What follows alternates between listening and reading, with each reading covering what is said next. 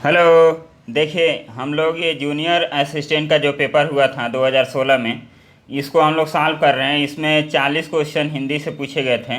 उस 40 क्वेश्चन को हम लोग देखेंगे और नेक्स्ट पार्ट में हम रीजनिंग का भी क्वेश्चन इस पे कराएंगे। तो इसमें हम लोग 40 क्वेश्चन देखते हैं और आप लोग भी बताइएगा कि कितना क्वेश्चन आप लोग कर पा रहे हैं। इसका पीडीएफ हम पहले ही प्रोवाइड कर चुके हैं। तो देखिए, यहाँ पे पहला क्वेश्चन है। पहला क्वेश्चन का आंसर क्या होगा?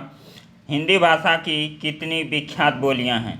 अब हिंदी भाषा की कितनी विख्यात बोलियां हैं, तो इसका राइट आंसर हो जाएगा 8।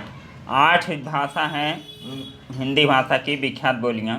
चलिए नेक्स्ट क्वेश्चन। यहाँ पे हम लोग देखेंगे, ये काफ़ी फेमस क्वेश्चन है। हिंदी भाषा का प्रथम प्रमाणिक ग्रंथ कौन सा है? प्रथम प्रमाणिक ग्रंथ यदि पूछा जाएगा तो ये आपका है पृथ्वीराज रासो। ये आदिकाल में रचा गया इतिहास है, साहित्य है, और ये चंद्रबरदाई द्वारा रचित ये साहित्य है। और ये किसके जीवन पे आधारित है? पृथ्वीराज चौहान के जीवन पे आधारित ये हैं। तो जो पहला हिंदी भाषा का प्रथम प्रमाणिक ग्रंथ आपका माना जाएगा तो ये पृथ्वीराज रासो, जिसके रचयिता हैं चंद्रबरदाई। और ये किसके जीवन पे आधारित है? पृथ्वीराज चौहान के जीवन पे।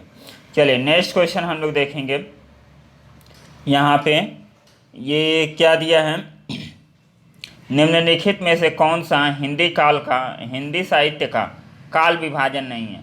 अब देखिए, काल विभाजन आपका संयुक्त काल नहीं है।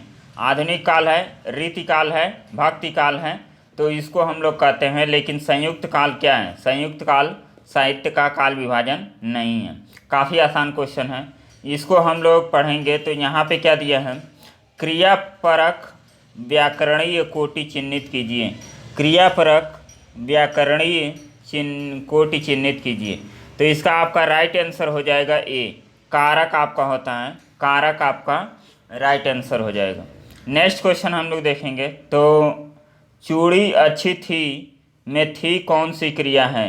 चूड़ी अच्छी थी में थी कौन सी क्रिया है? तो थी आपका कौन सा क्रिया हो जाएगा, इसको हम लोग देखेंगे। तो ये हो जाएगा योजक क्रिया। आपका योजक क्रिया इसमें थी हो जाएगा। नेक्स्ट आप छठा नंबर का क्वेश्चन यहाँ पे देखेंगे। तो यहाँ पे क्या लिखा गया है? मूल अकर्मक धातुओं के साथ प्रत्यय जोड़कर बनाई गई धातु क्रिया क्या कहलाती हैं? मूल अकर्मक धातुओं के साथ प्रत्यय, प्रत्यय का मतलब क्या होता है? एक होता है उपसर्ग और एक होता है प्रत्यय। प्रत्यय का मतलब होता है जो बाद में जोड़े जाते हैं। प्रत्यय जोड़कर बनाई गई क्रिया धातुएं क्या कहलाती हैं? तो इसका राइट आपका आंसर हो जाएगा साधिक सकर्मक धातु। साधिक सकर्मक धातु इसका राइट आंसर आपका हो जाएगा। अब चलिए नेक्स्ट हम लोग पढ़ेंगे। तो नेक्स्ट क्या है? ये अलंकार से क्वेश्चन है, और इस तरह के क्वेश्चन आपके आते हैं तो इसको पहचानना होता है कि कौन सा अलंकार क्या है, और इसको पहचान के हम लोगों को करना होता है। देखिए, सारंग लय सारंग चल कई सारंग की ओट, सारंग झीनो पाई के सारंग कई गई चोट। उक्त गद में उक्त पद में कौन सा अलंकार विद्यमान है? तो कौन सा अलंकार विद्यमान है?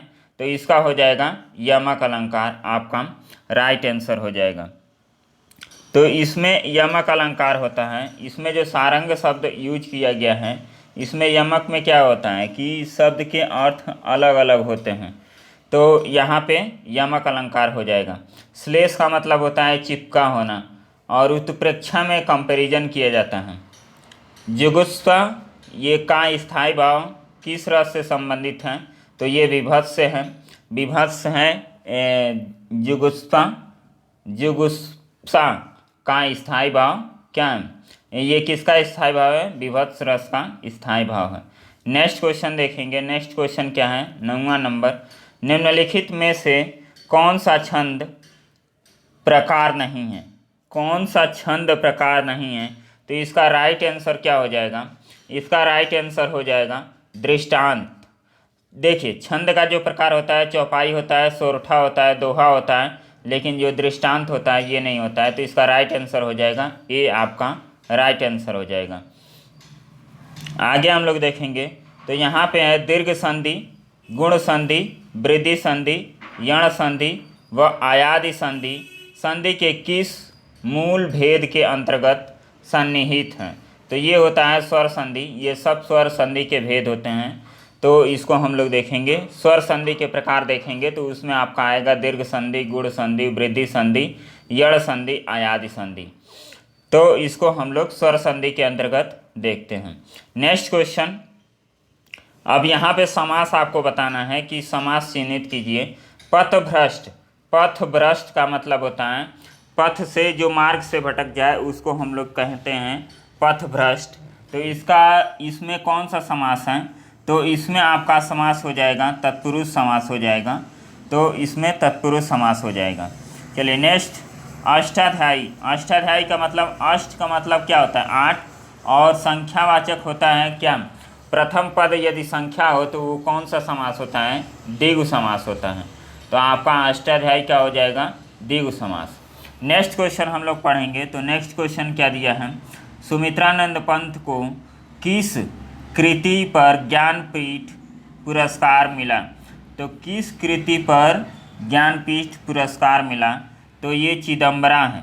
चिदम्बरा पे इनको ज्ञानपीठ पुरस्कार दिया गया, और ये कब दिया गया था? 1961 में ज्ञानपीठ पुरस्कार मिला था। चलिए नेक्स्ट क्वेश्चन हम लोग देखेंगे। नेक्स्ट क्वेश्चन यहाँ पे आपको मिलेगा, ब्रज भाषा का विकास किस अपभ्रंश से हुआ है? तो ब्रज भाषा का विकास आपका सौरसैनी अपभ्रंश से हुआ है, और सौरसैनी अपभ्रंश से कई और भी जो भाषाएँ हैं उनका भी विकसित हुआ है। जो भाषाएँ हैं जैसे ब्रज भाषा हो गया, बुंदेली हो गया, कन्नौजी हो गया, खड़ी बोली हो गया, ये सब भी क्या है? आपका ब्रज भाषा से ही, ये सौरसैनी अपभ्रंश से ही विकसित हुए हैं। ब्रज भाषा, खड़ी बोली और बुंदेली, कन्नौजी, ये सब सौरसैनी अपभ्रंश से विकसित हुए हैं। और अर्धमगधी अपभ्रंश देखा जाएगा, अर्धमगधी अपभ्रंश, तो इसमें अवधी, बघेली, छत्तीसगढ़ी जो भाषाएं हैं वो विकसित हुई हैं। चलिए नेक्स्ट क्वेश्चन हम लोग देखेंगे। नेक्स्ट क्वेश्चन आपका पैसेज का है, और पैसेज को आपको पढ़ के आंसर देना होता है। यहाँ पे दिया है कि राष्ट्र के संगीण विकास के लिए चरित्र निर्माण परम आवश्यक है। जिस प्रकार वर्तमान में भौतिक निर्माण का कार्य अनेक योजनाओं के माध्यम से तीव्र गति के साथ संपन्न हो रहा है, वैसे ही वर्तमान की सबसे बड़ी आवश्यकता यह है कि देशवासियों के चरित्र निर्माण के लिए भी प्रयत्न किया जाए। उत्तम चरित्रवान व्यक्ति ही राष्ट्र की सर्वोच्च संपदा है। जनतंत्र के लिए तो यह एक महान कल्याणकारी योजना है। जन समाज में राष्ट्र, संस्कृति, समाज और परिवार के प्रति हमारा क्या कर्तव्य है, इसका पूर्ण रूप से बोध कराना एवं राष्ट्र में व्याप्त समग्र भ्रष्टाचार के प्रति निषेधात्मक वातावरण का निर्माण करना ही चरित्र निर्माण का प्रथम सोपान है। तो यहाँ तक हम लोगों ने पढ़ लिया। तो ये 2 पैसेज में दिया है, तो यहाँ पे हम लोग पढ़ेंगे चरित्र निर्माण की परम आवश्यकता है। तो चरित्र निर्माण की परम आवश्यकता है, तो आप पढ़े ही हैं कि राष्ट्र के संगीण विकास के लिए चरित्र के निर्माण की आवश्यकता है। नेक्स्ट, ये इसमें सब मिल जाता है। जनतंत्र के लिए लाभकारी है। उत्तम चरित्रवान व्यक्ति, अभी हम लोगों ने पढ़ा है कि उत्तम चरित्रवान व्यक्ति होना चाहिए जनतंत्र के विकास के लिए। उन्नत राष्ट्र के लिए विकास का प्रथम सोपान है। उन्नत राष्ट्र के लिए विकास का प्रथम सोपान है। तो भ्रष्टाचार के प्रति, आपका भ्रष्टाचार के प्रति निषेधात्मक वातावरण। आप सेकेंड पैराग्राफ में पढ़ेंगे तो सेकेंड पैराग्राफ में क्या होगा, इसका आंसर आपको मिलेगा। नेक्स्ट क्वेश्चन है, अप्रगतिशील रूप से मजाक उड़ाया जाता है जो, इसका राइट आंसर हो जाएगा भारतीय संस्कृति में जीवन बिताना। इसमें आपको देखने को मिल जाएगा, यहाँ पे आप देखेंगे, यहाँ पे देखिए, यहाँ क्या है, आज कई पुरातन संस्कारी विद्यार्थी संध्या वदन या सीखा शून्य रखकर भारतीय संस्कृति में जीवन बिताता है, और तो अन्य छात्र उसे बुद्धि और अप्रगतिशील कहकर उसका मजाक उड़ाता है। तो इसका आपको मिल गया यहाँ पे राइट आंसर। तो यहाँ पे क्या हो जाएगा, ये मजाक उड़ाता है, तो इसका राइट आंसर हो जाएगा, इसका राइट आंसर हो जाएगा भारतीय संस्कृति में जीवन बिताना है। तो इस पे अन्य जो छात्र हैं वहाँ पे लिखा है कि इनका क्या करते हैं, मजाक उड़ाते हैं। नेक्स्ट क्वेश्चन हम लोग पढ़ेंगे, भारतीयता के प्रति हीन भावना का कारण है। भारतीयता के प्रति हीन भावना का कारण है लॉर्ड मैकाले की शिक्षा नीति। यहाँ पे देखेंगे, यहाँ पे फिर से आपका लिखा गया है, यहाँ पे आपका कहीं लिखा गया है। अब यहाँ पे देखिए, आज लॉर्ड मैकाले की शिक्षा नीति से संचालित स्कूलों एवं कॉलेजों के लिए एक हास्यास्पद विषय बन गया है। तो यहाँ पे आपका डायरेक्ट आंसर मिल जाएगा। हिंदी का जो पैसेज होता है उसका डायरेक्ट आंसर आपको देखने को मिल जाता है। अब यहाँ से हम लोग पढ़ेंगे, यहाँ देखिए वाक्य में त्रुटि आपको पहचानना होता है। तो रामचरितमानस भक्ति काल की सबसे श्रेष्ठतम रचना मानी जाती है। अब देखिए, सबसे श्रेष्ठतम, दो सुपरलेटिव डिग्री का प्रयोग एक साथ नहीं किया जाता है, इंग्लिश में हम लोग पढ़ते हैं। तो यहाँ पे आपका क्या हो जाएगा, बी ऑप्शन में क्या है, गलती है। तो बी ऑप्शन आपका गलत हो जाएगा। यहाँ पे केवल होना चाहिए रामचरितमानस भक्ति काल की श्रेष्ठतम रचना मानी जाती है, सबसे जोड़ने की कोई ज़रूरत नहीं है। नेक्स्ट हम लोग एरर देखेंगे। तो नेक्स्ट क्या, ठंड के दिन में प्रातः काल के समय। अब देखिए, जब भी प्रातः काल हो, शाम का हो, जब भी ये दे दिया जाए, फिक्स दे दिया जाए, तो उसके साथ समय का यूज नहीं करते हैं। ये कॉमन, ये जो गलती होता है कई बार पूछा जाता है, तो इस गलती को आप लोग नोट कर लीजिएगा। इसमें बी ऑप्शन होगा, जब प्रातः काल दे दिया गया तो उसके साथ समय नहीं दिया जाता है। अब नेक्स्ट हम लोग क्वेश्चन करेंगे। तो नेक्स्ट क्वेश्चन क्या है, 22 क्वेश्चन है। तो इसमें जब मोहन सभा स्थल पर पहुंचा तब सभा विसर्जन हो चुकी थी। अब देखिए, विसर्जित हो चुकी थी, विसर्जन नहीं होता है। यहाँ सभा क्या हो गई थी, विसर्जित हो गई थी। तो ऑप्शन नंबर सी में आपका गलती है। 23 नंबर हम लोग पढ़ेंगे, मैं जिस बस से जा रहा था वह बहुत भरी हुई थी। मैं जिस बस से जा रहा था वह बहुत भरी हुई थी। तो इसमें कोई एरर नहीं है, ऑप्शन नंबर डी आपका राइट आंसर हो जाएगा। नेक्स्ट क्वेश्चन है 24, उसने लिखा था कि उसकी दुकान पर शुद्ध गाय का घी मिलता है। तो इसका जो आपका राइट आंसर हो जाएगा, इसमें आपका बी में क्या है, त्रुटि है। तो इसका जो आपको, उसने लिखा था कि उसकी दुकान पर गाय का शुद्ध घी मिलता है, शुद्ध गाय का नहीं, शुद्ध गाय का अर्थ दूसरा हो जाएगा, गाय का शुद्ध घी मिलता है। तो इसका राइट आंसर हो जाएगा, बी में क्या है, एरर है, तो वही राइट आंसर हो जाएगा। अब इसमें क्या आपको पहचानना है, निम्नलिखित प्रत्येक कहावत के लिए 4 समानार्थक वाक्यांश दिए गए हैं। इनमें से सही उत्तर के लिए सही उत्तर के रूप में विकल्प का चयन कीजिए और उत्तर पत्र पर लिखिए। पत्थर को जोक नहीं लगती, पत्थर को जोक नहीं लगती। तो इसका राइट आंसर आपका क्या हो जाएगा, हड्डी पर कोई प्रभाव नहीं होता है। तो जो हड्डी व्यक्ति होता है उस पर कोई प्रभाव नहीं रहता, प्रभाव नहीं पड़ता है, उसके लिए चाहे जो कर दिया जाए। तो इसका जो आपका ये वाक्यांश दिया है, इसका पत्थर पर जोक नहीं लगती, तो हड्डी व्यक्ति पर क्या होगा, कोई प्रभाव नहीं पड़ता है। तो ऑप्शन नंबर डी आपका राइट आंसर हो जाएगा। यहाँ पे दिया है विहंगम दृष्टि। विहंगम दृष्टि का मतलब होता है सरसरी नज़र, सरसरी निगाह से देखना किसी चीज़ को, तो इसको हम लोग कहते हैं विहंगम दृष्टि। नेक्स्ट हम लोग पढ़ेंगे। तो नेक्स्ट क्या है, काटो तो खून नहीं, काटो तो खून नहीं। इसका आपका राइट आंसर क्या हो जाएगा, आपका राइट आंसर हो जाएगा ऑप्शन नंबर सी, भय के कारण स्तब्ध होना। अब कोई आदमी है या कोई भी पर्सन है, वो रात के समय थोड़ा सा भी अकेला रहता है और उस समय कोई खड़खड़ाने की आवाज़ या कोई अजीब तरह की आवाज़ आ जाए तो क्या होता है, व्यक्ति एकदम डर जाता है। तो उस समय हम लोग कहते हैं काटो तो खून नहीं। तो इसका राइट आंसर क्या हो जाएगा, भय के कारण एकदम स्तब्ध होना, सुन्न पड़ जाना, कुछ समझ में ना आना, इस तरह का होता है। एक आँख न भाना, एक आँख न भाना, तो इसका राइट आंसर क्या हो जाएगा? बिल्कुल अच्छा ना लगना, बिल्कुल अच्छा ना लगना, तो इसका राइट आंसर हो जाएगा डी, आपका राइट आंसर हो जाएगा। उंगली उठाना, उंगली उठाना का मतलब क्या होता है? उंगली उठाना, किसी के ऊपर उंगली कब उठाया जाता है? जब उसके ऊपर कोई गलती का आरोप लगाया जाता है, दोष की ओर संकेत करना, तो ऑप्शन नंबर सी आपका राइट आंसर हो जाएगा। नेक्स्ट क्वेश्चन हम लोग करेंगे PQRS य र ल व। ये जो क्रम में हम लोग को सजाना होता है, वह ये वाक्य जो फ्लैक्चुएट करके दिए रहते हैं इधर उधर, तो उसको हम लोग कैसे करेंगे? यहाँ पे देखिए, ये काफ़ी आसान होता है और रीडिंग करते समय आप लोगों को पहचान में आ जाएगा। समय को परखने वाला, समय को परखने वाला करोड़पति से भिखारी, ये तो होगा नहीं, तो ये ऑप्शन नहीं होगा।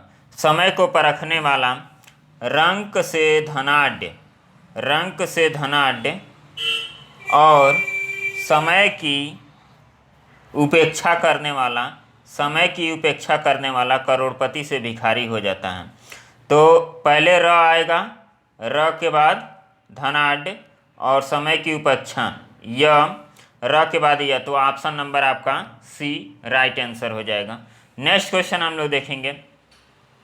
तो नेक्स्ट क्या है? भारतीय गांवों के करना होगा। अब देखिए, पहला और छठा क्या है? फिक्स है। तो भारतीय गांवों के सुधार के लिए, अब यहाँ पे दिया है, और भारतीय गांवों के और राज्य सरकारों को, तो ल से तो आपका क्या हो रहा है? सही नहीं बैठ रहा है, तो ल वाला आप काट सकते हैं, ल वाला एलिमिनेट कर दीजिए। भारतीय गांवों के सुधार के लिए, अब सुधार के लिए अभी भारत सरकार को, ये हो गया और ये हो गया, बहुत प्रयत्न करना होगा, बहुत प्रयत्न करना होगा, ये लास्ट में आएगा, तो आपका ऑप्शन नंबर बी आपका राइट आंसर हो जाएगा। तो इसको मैच बस करना होता है, उसके बाद आपका सारा क्वेश्चन हो जाएगा।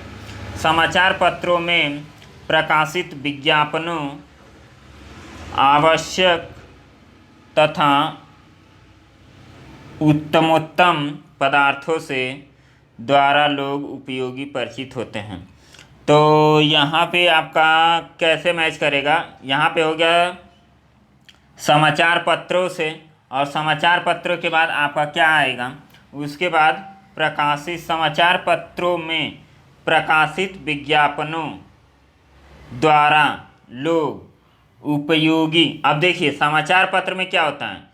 विज्ञापन को प्रकाशित किया जाता है, तो यहाँ पे राइट आंसर आपका हो जाएगा, य से स्टार्ट होगा, और य से स्टार्ट होगा, उसके बाद प्रकाशित विज्ञापनों द्वारा लोग, तो द्वारा लोग आवश्यक तथा उत्तमोत्तम पदार्थों से परिचित होते हैं। उसके बाद आपका र आ जाएगा और फिर आपका ल आ जाएगा। तो ये आपका क्रम बनेगा। देखिए एग्जाम्पल में आपका वो ऑब्जेक्टिव में क्या है, यहाँ पे आपका ऑप्शन नंबर डी आपका राइट आंसर हो जाएगा। तो ये काफ़ी आसान होता है। वीडियो के एग्ज़ाम में भी 4 से 5 क्वेश्चन आपके आने वाले हैं, या कोई भी एग्ज़ाम आप करेंगे उसमें ये ज़रूर क्वेश्चन पूछे जाते हैं।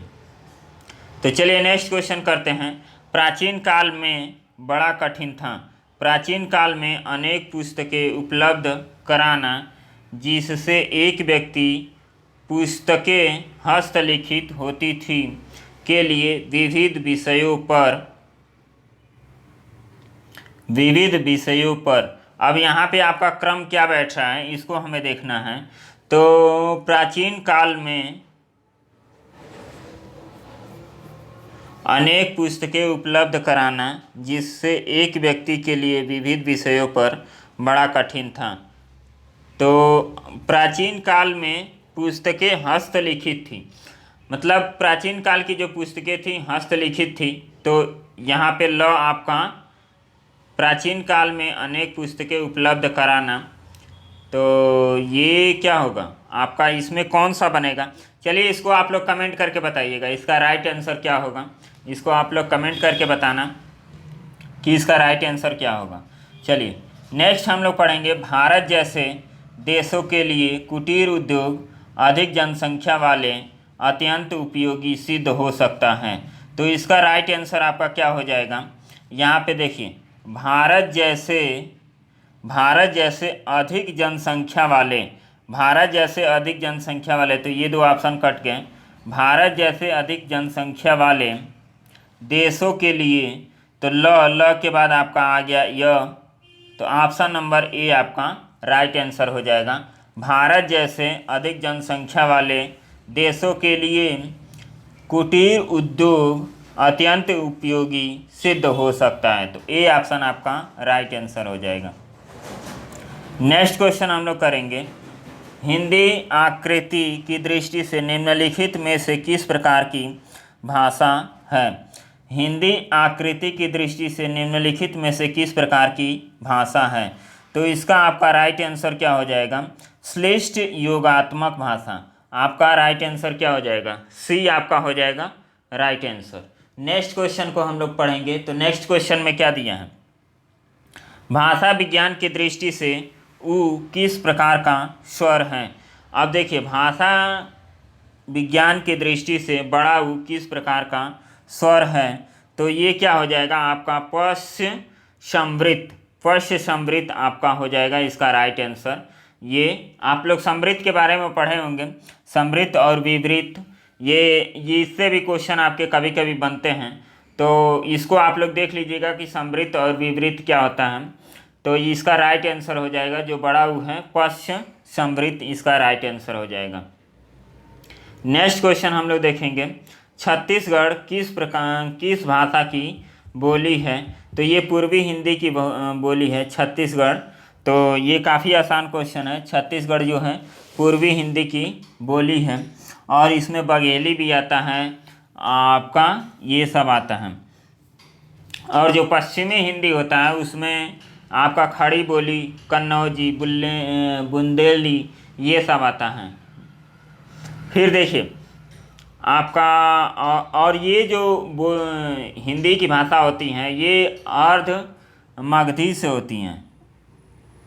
अभी हम लोग पढ़े हैं अर्ध मगधी अपभ्रंश से होते हैं, और जो पश्चिमी हिंदी होता है ये सरसैनी अपभ्रंश से विकसित होते हैं। तो इसका राइट आंसर क्या हो जाएगा, डी आपका राइट आंसर हो जाएगा। क्या, डी आपका राइट आंसर हो जाएगा। नेक्स्ट क्वेश्चन हम लोग करेंगे, कौन सा प्रत्यय हिंदी भाषा में बहुवचन के रूप में जाना जाता है, तो कौन सा प्रत्यय है जो हिंदी भाषा में बहुवचन के रूप में जाना जाता है, तो ये हो जाएगा ओ आपका क्या हो जाएगा, ये जो प्रत्यय है हिंदी भाषा में बहुवचन के रूप में जाना जाता है। नेक्स्ट क्वेश्चन 39 नंबर, उत्कर्ष एक कुशाग्र विद्यार्थी है, यहाँ कुशाग्र कौन सा विशेषण है, यहाँ कुशाग्र कौन सा विशेषण है, तो यहाँ हो जाएगा गुणवाचक विशेषण आपका हो जाएगा कुशाग्र, गुणवाचक विशेषण। चलिए नेक्स्ट हम लोग करेंगे लास्ट क्वेश्चन, और इसके बाद रीजनिंग है 20 क्वेश्चन, तो रीजनिंग को हम अगले शिफ्ट में करेंगे। इनमें से कौन भक्तिकालीन कवि नहीं है, तो भक्तिकालीन कवि नहीं है, तो इसमें से कौन नहीं है, आपका बिहारी नहीं है, तो बिहारी क्या है, भक्तिकालीन कवि नहीं है। तो इनको हम लोग कौन से कवि कहते हैं, ये रीतिकाल के कवि हैं, भक्तिकाल के नहीं हैं। सूरदास हो गए, तुलसीदास, कबीरदास, ये लोग भक्तिकाल के कवि हैं, और बिहारी को हम लोग रीतिकाल के कवि कहते हैं। तो इसका राइट आंसर आपका हो जाएगा ए ऑप्शन आपका राइट आंसर हो जाएगा। तो चलिए हम लोग ये रीजनिंग का हम लोग देख लिए कि कितना इसमें क्वेश्चन है, और पूरा क्वेश्चन हम लोगों ने देख लिया। और जो 20 क्वेश्चन हिंदी का क्वेश्चन हम लोगों ने 40 क्वेश्चन हिंदी का देखा है, और 20 क्वेश्चन जो रीजनिंग का है उसको हम लोग कल डिस्कस करेंगे। तो हम लोग चलिए मिलते हैं नेक्स्ट वीडियो में, और आप लोग पढ़ाई करते रहिए। देखिए बीच में हमारा वीडियो भी कंटिन्यू नहीं आ पा रहा है, इसी वजह से थोड़ा दिक्कत हो जा रहा है, व्यस्तता ज़्यादा हो रही है, लेकिन कोशिश करते हैं कि वीडियो कम से कम एक तो आप लोगों को प्रोवाइड करें, ताकि जो लोग पढ़ने वाले हैं उनका ये सिलसिला चलता रहे, और वो लोग एक प्रैक्टिस में बने रहें। तो चलिए हम लोग एक दिन रीजनिंग, एक दिन मैथ, ऐसे करके ये और हिंदी हम प्रोवाइड करते रहेंगे आपको वीडियो। तो आज हिंदी में बात बताइएगा कि कितना आप लोगों का क्वेश्चन सही हुआ है।